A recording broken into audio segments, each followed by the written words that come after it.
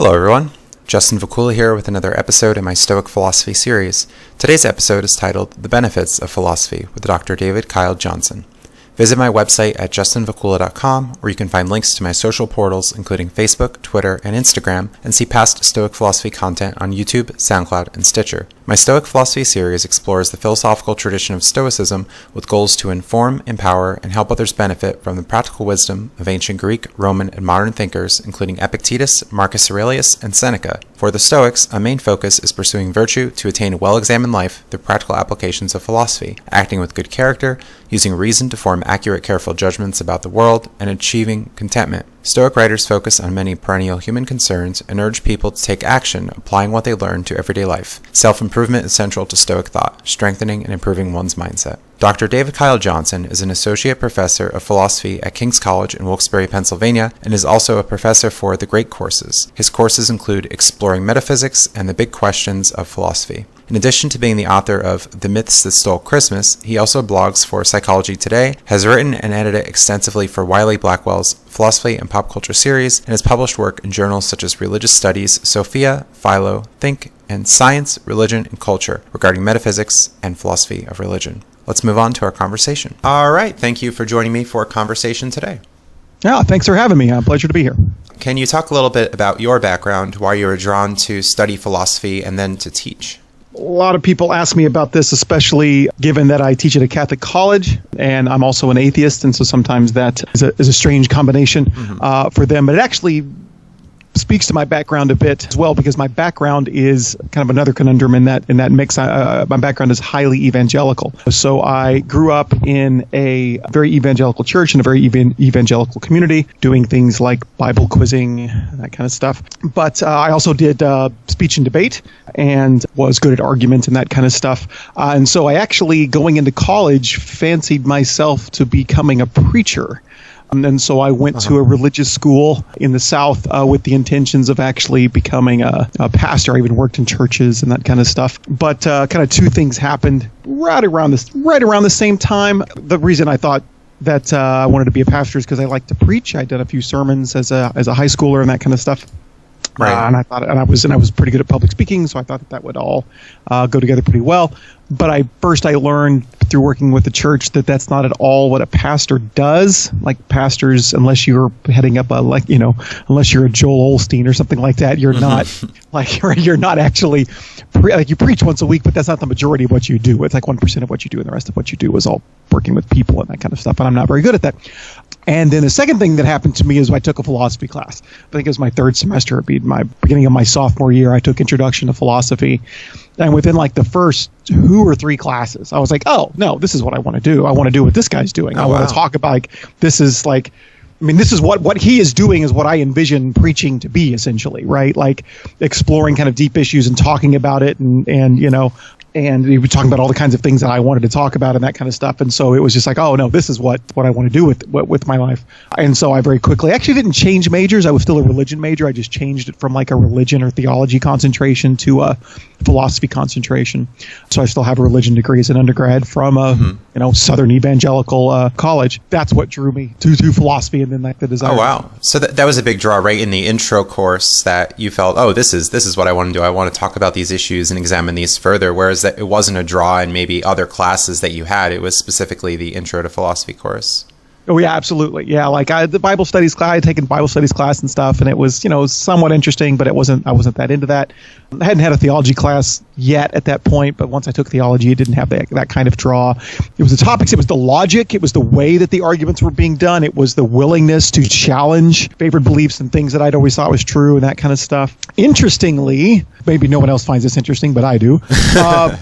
We'll see. One of the first things that we talked about was the freedom for knowledge problem. And we talked about the kind of classic version of it and the different ways of understanding it and that kind of stuff. And as a sophomore, I looked at that and said, that's not right. That's not the right way to understand that problem. I think it's a problem, but they're not really getting at the heart of what the issue is.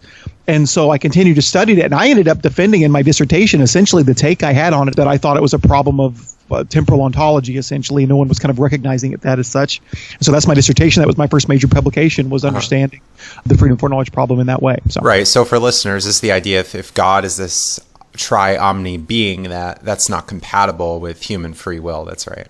Right, and more specifically, like the part of God's triomniness is his foreknowledge. God cannot know the future before it's going to happen, and specifically know what you're going to do before you do it, and then you be able to do that freely. So you had these ideas from earlier years, from going to college, about belief in God, and philosophy started to challenge that, and you started thinking deeply about these issues. Yes, and it took about, basically what philosophy did is it just kind of slowly chipped away at one thing at a time over my 10 years of study. I mean, I studied philosophy as a student. I studied philosophy for 10 years, and it took about 12 years, I guess, something around that, for philosophy to finally kind of chip away at all of my religious beliefs until literally nothing was left. It started out with kind of, what you might think are mundane things like the Trinity and the Holy Ghost and that kind of stuff, and thinking that those kinds of things were off. And then there's some other moral or ethical beliefs that I didn't quite think cohered with rationality that are the case in Christianity. Sacrificial atonement was one big thing early on for me. I wrote a paper. One of my big transformative semesters as an undergrad was the semester I took philosophy of religion and introduction to New Testament theology in the same semester. And those were extremely transformative. I wrote papers in both classes, essentially on the idea that Jesus' death can serve as a sacrifice for sin. And essentially I argued against it in both classes, that it doesn't kind of hold water biblically, at least in a lot of places where people argue it does, and it certainly doesn't hold water philosophically. It's just inconsistent with, like, even if you believe in God, it's inconsistent to think that he would need to sacrifice someone to enable him to forgive your sins or something like that. I wrote that paper for New Testament theology and got a perfect grade, I might add. But that was a very transformative semester, and it was that kind of thing as I continued to study philosophy that just kind of whittled away at religious beliefs one at a time. Right, and eventually you went on to teach. You continued pursuing philosophy, and now you're a professor at King's College. Yeah, which I've been doing that for 10 years now. So right, so philosophy was a major life change in your focus and your career and many other things. What about some of the practical benefits of studying philosophy? Why do you think that should be important? Maybe some of the things concerning mindset, or certain things that have helped you live a better life. Yeah, so I mean, we might not even say that it was a change for me. I may have always been a philosopher and just never realized it. When we think of that, like, it was really an approach to life. So if you're talking about like the practical benefits of studying philosophy, it is a kind of approach to life that one can enact, or that one can take part in without even realizing that philosophy is what they're doing. I think this was true of myself before I took my first philosophy class. I'd always been a philosopher. I just didn't realize what philosophy was. I mean, if you're talking about practical benefits, I mean, there's a number of different ways of answering that. I mean, because it is an approach to life, it makes you take a different view of what life is and what's important in life, and even how to approach life that can make your life extremely better. Let me give you an example. Another one from my undergrad years. I'm talking a lot about my undergrad years here. Logic.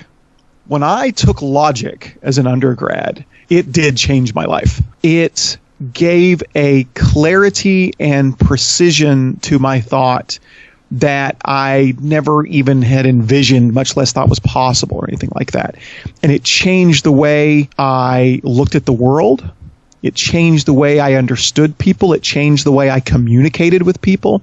It changed the way I wrote. It changed the way I spoke.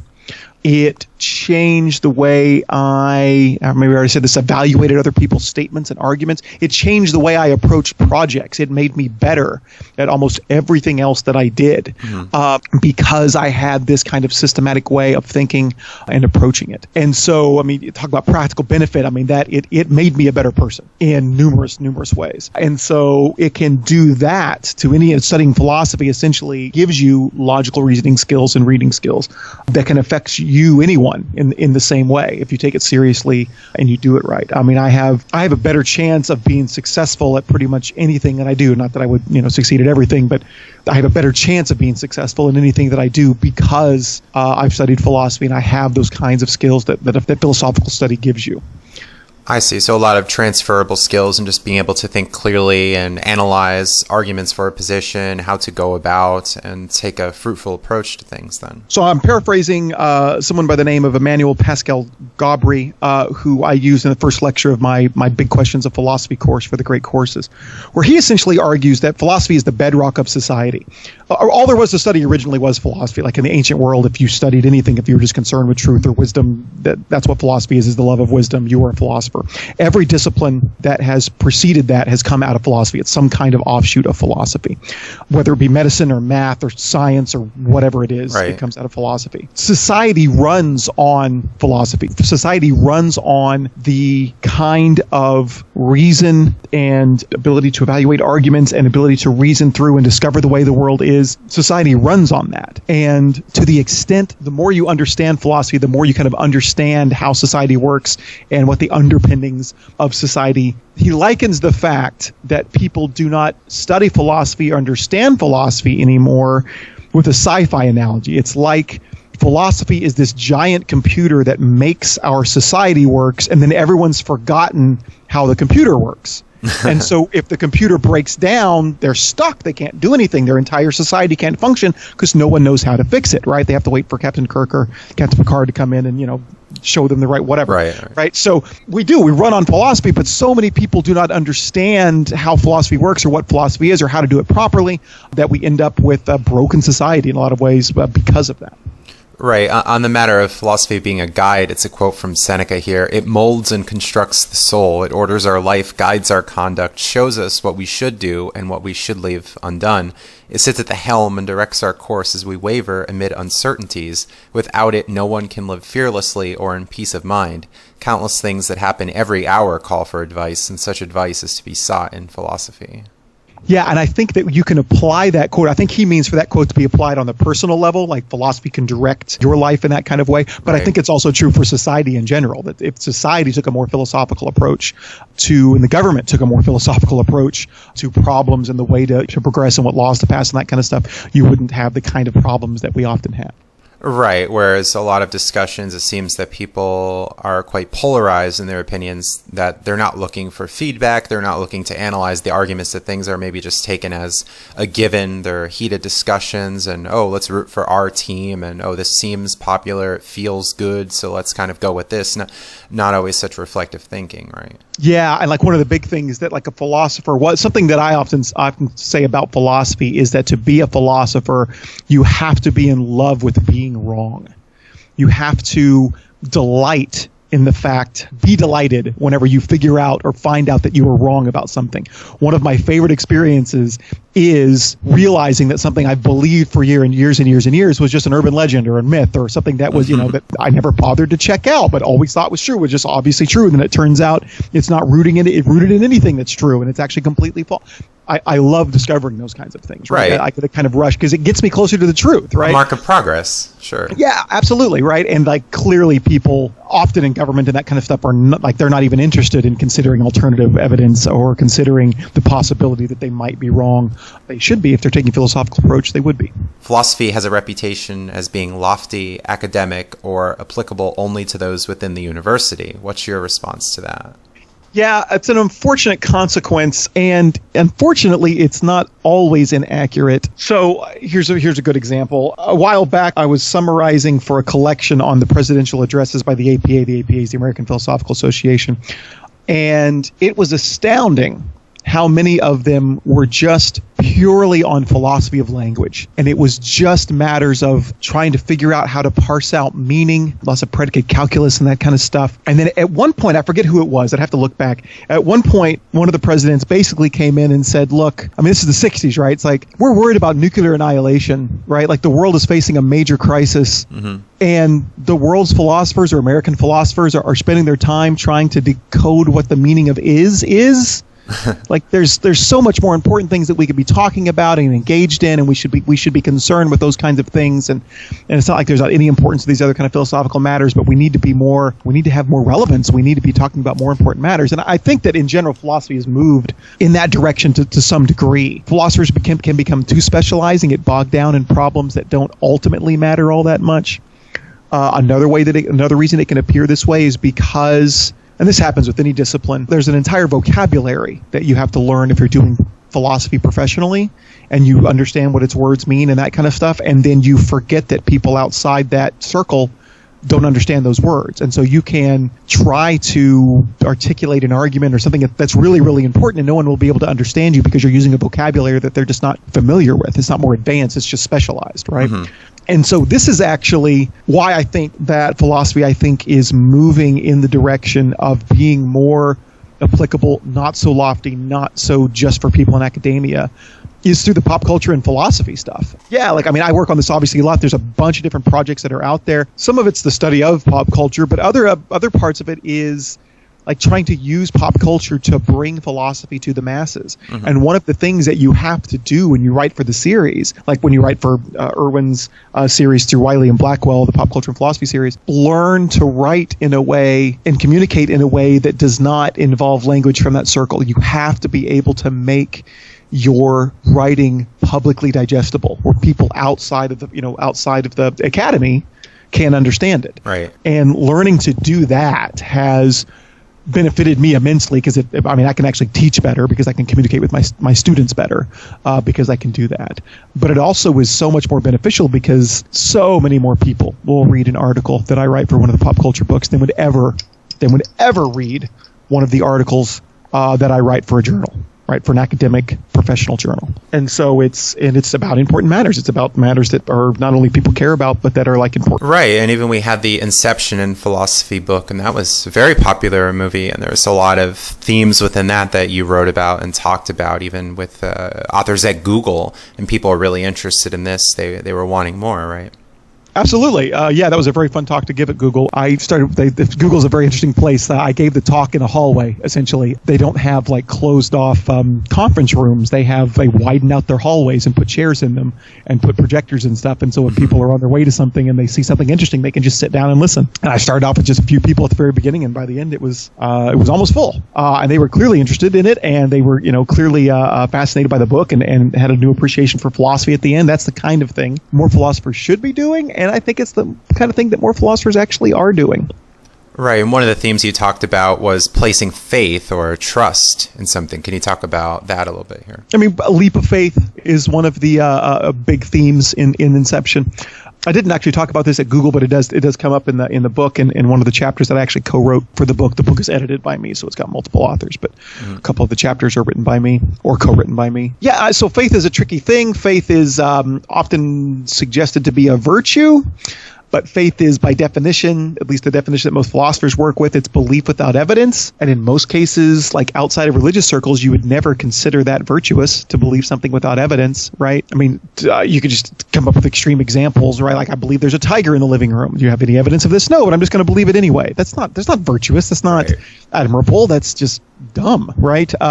Or someone who refuses to change their mind whenever presented with evidence to the contrary. The example I give in the book is somebody who insists Matt Damon played Dom Cobb in Inception instead of Leonardo DiCaprio, right? Because obviously they're sometimes confused, and you could show them all the evidence, you can show them interviews, you can show them the credits, and if someone just continued to believe, I don't care about the evidence, I'm just going to believe what I want, well, they're having faith, they're believing without evidence. In that case, they're actually believing despite evidence to the contrary, but that's not virtuous, right? And so that's one of the things I try to use in the book to try to explore that notion. And so what exactly is faith? It seems it's have defined it there. It doesn't seem to usually be virtuous. So why do people say it's virtuous in certain circumstances? Is it really virtuous in certain circumstances? And essentially the argument is no. There's a couple of exceptions, but they have to do with really mundane things. Ultimately, I argue that believing that the future will resemble the past is because of the problem of induction is a matter of faith. Right. But there's nothing wrong with that. That's literally unavoidable. You can't live your life without assuming that the future will resemble the past. And so there's nothing immoral about that. And so we can, once we have that example, we can look and see if anything else classifies. But that's the kind of thing I talk about, of trying to make, clearly that's an important issue. Faith is a very important issue. Faith affects people's lives on a daily basis. And so clearly this is an issue of importance. And so by trying to bring a discussion about faith into the public audience, into the public sphere, trying to do good, trying to bring philosophy to the masses in a way that, makes your life better. Right. So it's looking for reason, rationality, critical thinking, having, say, a skeptical mind about things, not just accepting what we hear, not just going with it. It's another quote from Seneca here. He says, "Put yourself under the control of reason. If reason becomes your ruler, you will become ruler over many. You will learn from her what you would undertake and how it shall be done. You will not blunder into things." Yeah, and one of the other quotes that you shared with me along that line, see if I can find it, no man can live a happy life or even a supportable life without the study of wisdom. Right. So, like, I'm bringing the issue, I mean, it's very much like Socrates, the examined life is not worth living, right? And so not only am I suggesting that you approach life with reason, but that you should use that reason to think about the important things, the nature of faith and when it's rational to have faith or when it's not, what you should have faith in and what you shouldn't, that kind of stuff, right? That's part of what makes life worth living. That's part of what leads to eudaimonia, the best kind of life. Right. And so it's not only reason, but it's reasoning about the right things, reasoning about the worthwhile things, I guess we might say. Right. And even within Stoicism, it goes on a more personal level of how to deal with anxiety, how to deal with death, how to deal with change. A lot of these things in philosophy can certainly help us there to have a better mindset about things, to be more content. Absolutely. Those are the big questions, essentially, that you should be using philosophy to think about. Those are the parts of your life that you should be examining to make it worthwhile. Right. Although we hear some naysayers, they'll say, oh, well, ignorance is bliss. Yeah, I would say that that's BS. But ignorance certainly is not bliss. Look, so like believing what you want because you want to might in certain circumstances lead to a momentary good feeling. But that's not truly bliss. It's not true happiness. It's certainly not eudaimonia, the best kind of life.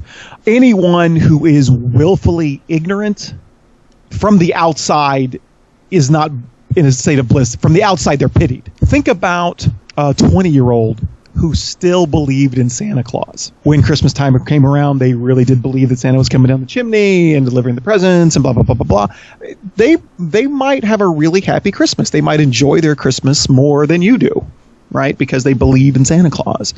But we wouldn't call that bliss. That kind of happiness that they're getting is not a kind of happiness that's really worth pursuing. And certainly, from an objective standpoint, when you look out and you know Santa Claus doesn't exist and this perfect person's kind of willfully ignorant, believing that he does exist, you wouldn't want to be like that. You wouldn't say, well, I wish I could forget there was a Santa Claus so I could be that happy at Christmas time. Right? Like you look at that and say that's pitiful. It's a pitiful situation to be in. To be 20 years old and still that ignorant. To be 20 years old and still be that clueless about the way the world is. Ignorance is not bliss. There's an intrinsic value to having true belief and understanding the way the world is, even if it makes you a little bit uncomfortable. Even if what you end up believing is not what you want to believe. There's still intrinsic value to that I think overrides those kind of momentary, fleeting kinds of happiness. Right. And on the Christmas issue, you recently published a book in which you're talking about the traditions, and it seems that through more knowledge of where these things come from, we can better appreciate them. Isn't that right? Yeah, so the Christmas book, The Myths That Sold Christmas, is, really engaged in trying to understand where the traditions come from and that kind of stuff, and then also settle some other matters about, like, the war on Christmas and Christmas spending and whether lying to our kids about Santa is a good idea. Spoiler alert, it's not. But in understanding it, for me, understanding it led to a greater appreciation of Christmas. Understanding where the traditions come from can enrich that tradition. You can enrich that participation in that tradition because you better understand what you're doing. But also understanding where the tradition comes from can free you from that tradition. A lot of the traditions that we have, and this is especially true at Christmas time, a lot of Christmas traditions that we have are not beneficial. They're actually harmful. In a number of ways. Again, I think lying to kids about Santa Claus is one of those. Also, a lot of the gift giving that we participate in is economically harmful. I know that sounds counterintuitive. Most people think that Christmas spending is good for the economy, but I have a whole chapter dedicated to that in the book, and I argue that it is not. It is not good for the economy. When you understand where a tradition comes from, it is easier to liberate yourself from it because you realize that, the only reason that we do that is because so-and-so did this or so-and-so did that. But that's not really a good reason to continue to do that, right? The fact that, right? And so I can liberate myself, I can free myself from the tradition if I realize where it came from, and especially if I realize it's not as ancient as I thought. People might, I don't know, an easy example would be someone hates putting up a Christmas tree every year. If you love it, that's fine. And I actually like putting up a Christmas tree too. It's perfectly fine. Some people don't, right? But some people, even though they don't like to do it because it's too much trouble or because they have allergies or whatever, might feel compelled to do so because they think, well, yeah, but people have been, putting up Christmas trees at Christmas time for 2,000 years. I can't break with tradition, right? And then, once you realize that actually that tradition's only about 200 years old and it's pretty much all commercialized and it was sold to us by, as kind of a bill of goods by capitalists, you can go, oh, well, I guess it's not that big of a deal if I don't put up a Christmas tree, and you can liberate yourself from that tradition if you so choose, right? So when Kant talks about philosophy waking him from a dogmatic slumber, right? Like there's so many things that you believe because think that they're true, or because you've always been taught that they're true, or you think that there's some spurious argument or whatever for them, and you may be held captive to these beliefs in a certain kind of way. Like because you believe these things, you have to behave a certain way, or you have to do certain things. Right. And once you realize that they're not true, you can liberate yourself from those things that are a hindrance to you. Right. And it could also be empowering in a way of dealing with issues such as anxiety or fear of death, in that, how can we go about to change these things? How can I have self-esteem? How can I find some sort of value from within rather than looking to the approval of others, and having some sort of purpose that I can find in life that's meaningful for me? Maybe this can be something helpful as well. Yeah, absolutely, right? Like if you struggle with life's meaning or whatever, I think philosophy, and in specific Stoicism, can help you realize that you can obtain objective meaning, not just subjective meaning, but objective meaning from some of life's goals, regardless of whether there's a God or not. That's something I talk about in the last lecture of my Big Questions philosophy course. I talk about Epicurus and his ridding us of the fear of death, right? Once you realize that the only thing to fear is pain, but death would be the absence of pain, there is nothing to fear. And so you can relieve anxiety about death in that way.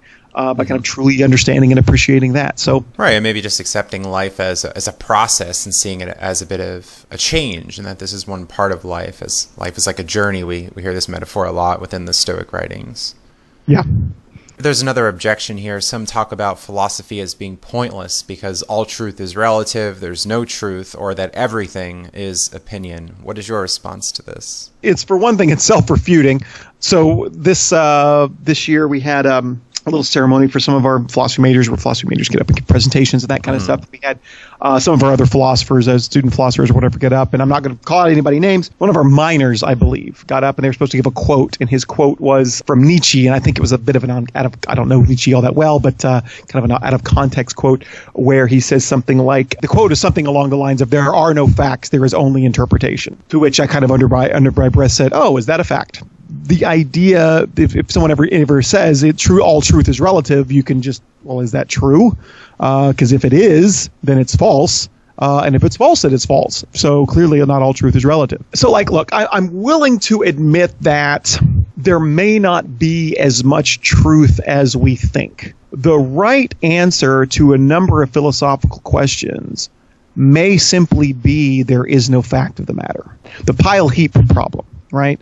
You have a pile of sand, you add one grain at a time, eventually it becomes a heap. At what point did the pile of sand become a heap of sand? Right. Right? And the answer is there is no answer here. This is just convention. This is just a matter of description. You can choose to start describing it as a heap, at a certain point, but it's not like there's a definite time or grain of sand at which it becomes a heap. It's all just description. One of my favorite examples comes from Charles Sanders Peirce, or is it Dewey? I think it's Peirce, where he talks about a squirrel going around a tree, and then you are going around the tree as well at the same speed as the squirrel, essentially, so that the back of the squirrel is always to you. So clearly you're going around the tree, but are you going around the squirrel? Since the squirrel's back is always to you, you never see its front, it seems that you're not. And the answer is essentially, there is no right answer here. Are you going around it? It just depends on what you mean by the word around. Right. Do you mean you're to the north, west, south, and then east of it? Sure. Then you're going around it. Do you mean you're at the front, side, back, and then the other side of it? Then no, you're not going around it. And that's all there is to say. There is no other fact of the matter about whether or not you're going around it. You're going around the squirrel, right? There may not be a fact of the matter about certain things, right? Like, so there may not be as much truth as we think. I'm also willing to admit we can be much more influenced by our culture and our upbringing and that kind of stuff to believe what we want to believe, or even to believe what we believe, or even our evaluation of what we kind of intuitively think is reasonable or not can be very influenced by culture and upbringing and that kind of stuff. Right. And that's kind of like postmodernists try to make a big point about this, about the cultural context of facts and language and that kind of stuff, right? And so I'm willing to admit that there's some of that's going on, but that doesn't follow from that there are no facts at all.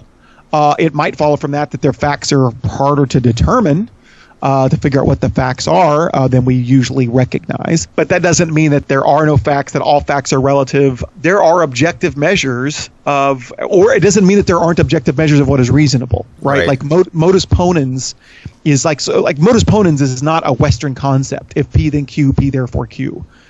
That's a mathematical truth. That's no more relative to culture than 1 + 1 = 2 is relative to culture. Mm-hmm. There are objective measures for these kinds of things, right? Good example, right? Some people will often pull this card when you're talking about like alternative medicine and that kind of stuff, right? Well, we'll say, the acupuncture works, and the reply will be, actually, no, it doesn't. There has been controlled double-blinded studies that show that it is no more effective than a placebo. And if someone's reply is, yeah, but controlled studies, that's the Western way of testing this, but it's an Eastern medication, so you cannot test it in Western ways. And the reply is, no, there's nothing Western about a double-blinded controlled study. Look, if a medication works, then you should be able to take two groups, give one group the medication, give the other group a placebo, and if the medication really works, the one that got the treatment should get better, and the one that didn't get the treatment shouldn't get better. There's nothing Western about that. There's nothing cultural about that. That's just what it means for a medication to work, right? And so when you admit that, acupuncture does not perform as well as a placebo in a double-blinded controlled trial, you have to admit that it doesn't work. There's nothing Western or Eastern or anything about it. Yeah, and even if we have some problems, like you said, about getting to the truth of things, or some questions we might not be able to find the answer to, I don't think we should totally throw out philosophy or try searching for truth or admit that everything is relative. Yeah, absolutely. Right. It certainly doesn't mean that it's relative. At worst, it means, well, then we'll never get at the fact of the matter, but there's still a fact of the matter. Right. And we can still try and work toward progress, work toward advancement here, yes. Yeah, absolutely, right? We might be surprised. One of the examples I like to give is that a lot of the things that we think are unknowable now may be in a generation or two, or a decade or a century or something like that, may be common knowledge. I think a great example is if you were to think, say, 100 years ago, and ask someone, do you think that we could ever know what was in the interior of the sun? You would think, well, how could you ever possibly know that? The sun is so hot, you could never get close enough to study it. You could never, dig in, to drill in, to get there and find out what's in there. It's impossible to know what's in the center of the sun, and we know exactly what's in the center of the sun now, right? There are other ways of discovering these kinds of things than what we might have realized 100 years ago. Same thing can be true for stuff that we think is unknowable now. We may not think there's any way to get at it now, but who knows what kinds of methods for discovering the truth we may have in 100 years or something like that, right? So we definitely don't want to give up, even if it seems that certain facts are out of our reach. And we certainly shouldn't conclude from that there is no fact of the matter at all. Right, so there's an inductive argument there that, we've made progress in the past, so we're probably going to make progress now, which leads to maybe another objection from the naysayer, maybe what you say is truth now won't be that later, so we shouldn't go about and be so sure about what we're saying. Yeah, I think this also demonstrates a kind of misunderstanding. This is a common thing I talk about in some of my classes where we talk about science. People often say this about science. I don't believe what science says now, because look at what science said 100 years ago, and none of that is true anymore. Nobody believes what science said 100 years ago. So in 100 more years, people aren't going to believe what our science is saying now. So why would you believe anything that science says now, right? Essentially, this demonstrates a fundamental misunderstanding of what science is, and even in general what philosophy is, and how knowledge and science progresses. It is not the case that we just reject everything that science said 100 years ago, and so we think everything they thought was wrong, and then everything what we think is right. That's not how science works. Let me give you an example that I think makes the point quite nicely. Okay, so take the geocentric view of the universe, when we used to think that the Earth was the center of everything and everything revolved around the Earth, right? Copernicus suggested the heliocentric view, where the sun was in the center and everything went around the sun, right? Turns out Copernicus technically was wrong, right? Because the sun is not the center of the universe. The sun is the center of the solar system, right? The sun is one among billions of stars in the galaxy, and all those stars are revolving around a center point in the galaxy. And then, of course, our galaxy, the Milky Way, is one among billions in the entire universe. And it turns out the universe has no center. So Copernicus was definitely wrong when he suggested that the sun was the center of the universe. Right. But he was a lot more right than the geocentrists were, right? His model, his theory was an improvement upon the previous view, the geocentric model. Once we improved upon that and realized that the sun was not the center, it's just, one star in the Milky Way, that was an improvement. And then we thought the Milky Way was the center of the universe, right? And then we went on to discover that it's not the center either, et cetera, et cetera, et cetera. And our theory has continued to improve. And each one is better than the last one. Right. Right? So did we get things exactly right 100 years ago? No, definitely things were wrong. But 100 years ago, we were a lot more right than we were 100 years previous before that.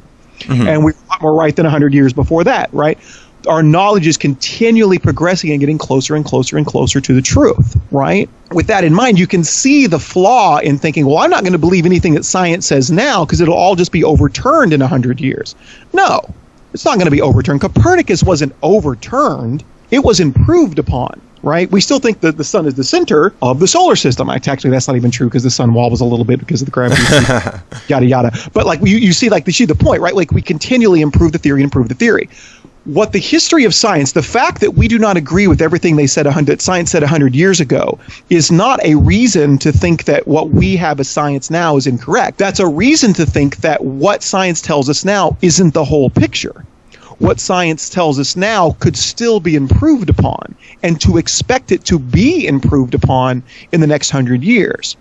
But it still is, more often than not, it is still largely right. It is still largely correct. It still gives us a very accurate model of the way the universe is, even though it's not completely complete and even though it can still be improved upon. Right. So there's gradual change over time. Gradual improvement over time, I would say. All right, and let's move on to another matter here. What kind of feedback have you received from students you've taught and the readers of your works? How has philosophy benefited others? I get feedback from my students and I get feedback from my customers at the Great Courses. So let me just talk briefly about the Great Courses. So I've got two courses with the Great Courses, the Big Questions of Philosophy and then also an Exploring Metaphysics course. Mm-hmm. And I'll get emails from customers pretty often. One I got just the other day put it up very, very nicely, and I was very, very happy with his feedback. He basically said, great course, really enjoyed it. I now better understand what I believe and why I believe it. That's perfect. That's what philosophy, should do. I'm not interested per se in changing people's opinions, mold them into mine, but I am concerned with getting them to evaluate their own beliefs and understand why they believe what they do and to have good reasons for what they believe. And that's the kind of feedback I usually get. As for my students, I think it's important to understand, you asked me before about the practical point of philosophy, and I talked a lot about understanding the meaning of life and having leading the best kind of life. But it's also the case that philosophy has a lot of really practical, as in employment and monetary benefits as well. What studying philosophy, formally studying philosophy in a university setting, can do for you is not only you examine those big questions, but it gives you a set of reasoning and reading skills and writing skills that are applicable across disciplines. Essentially, if you have a philosophy degree, you can go out and do almost anything you want. Now, something requires some very specific specialized training. Maybe you can't do that. But in general, most jobs that people will go out and get, the training you're going to receive on the job anyway.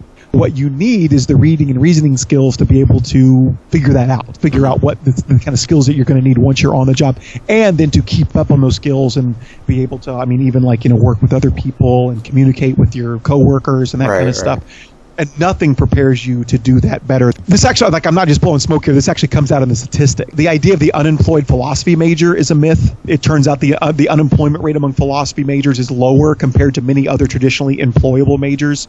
Dentistry, pre-law, architecture, civil engineering, industrial design, exercise science, all of them have higher unemployment rates than philosophy.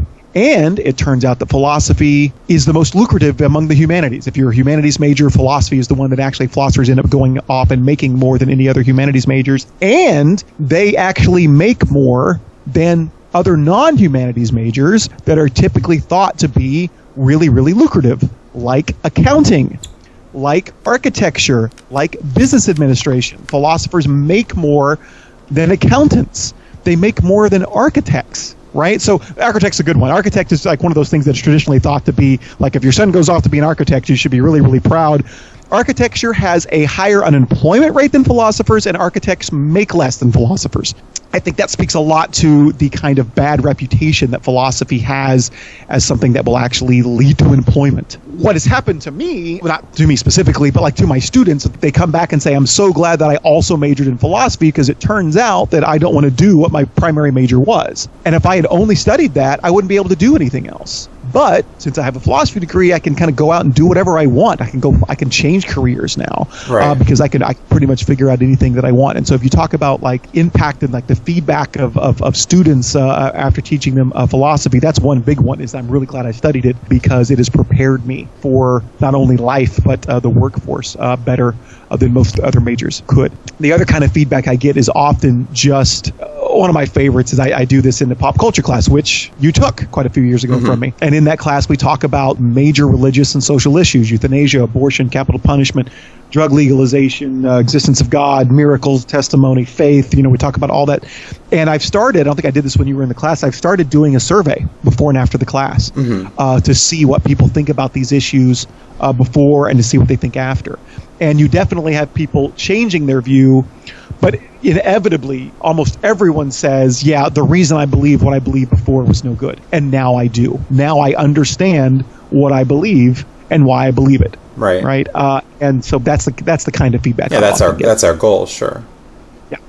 Right. Having people think more critically about things, being more self-reflective, and questioning what's around them. Yep. And having good reasons for what you believe instead of just believing whatever the hell you want because you want to. All right. Well, any other closing thoughts or something to add here? So we've talked about the effect of a lack of philosophy on society. I think that you actually see this in the Trump era, especially what people are calling the post-fact era, where this idea of relativism, that what is true is relative and you kind of believe what you want because you want to, and the reason that you can do that is because there really is no fact of the matter, it's all interpretation, I think has led to a lot of the problems we see in this kind of post-fact era. Unfortunately, those ideas, I think, have infected society to a large degree, so that people like literally believe that they can just listen to any news they want to because they think that all news is just interpretation. It's all just spin. It's all just telling people what they want to hear. And so they say, well, I'll just choose the one that tells me what I want to hear. I think that if people approached politics with a philosophical mindset, that a lot of those problems would be solved. All right, very good. And where can people find you online? Best place, you can find all of my works on academia.edu. Just look for David Kyle Johnson on academia.edu, and you will find pretty much everything I've ever published there. You can find my courses for the Great Courses at thegreatcourses.com. They also have a new streaming app that you can find my Big Questions of Philosophy courses on their streaming app. I also am currently working on a science fiction and philosophy course for them that should be out sometime next year, but that'll be available at thegreatcourses.com. You can follow me on Facebook. It's just David Kyle Johnson. There I will post whenever new courses come out. I'll post that. When I have articles published, I'll post that. Actually, I have 2 blogs for Psychology Today. When I write new entries for those blogs, I'll post them on Facebook. I also have a Twitter handle, Kyle8425, but I honestly don't use it that much. So Facebook's a better place to find me. All right, very good. Thanks for your time today. All right, thanks for having me on, Justin. Thanks for listening, and stay tuned for more content. Visit my website at justinvacula.com, where you can find links to my social portals, including Facebook, Twitter, and Instagram, and see past Stoic philosophy content on YouTube, SoundCloud, and Stitcher. Consider donating if you support my work and would like to see more, for this takes time, money, and effort to produce content. Have a great day.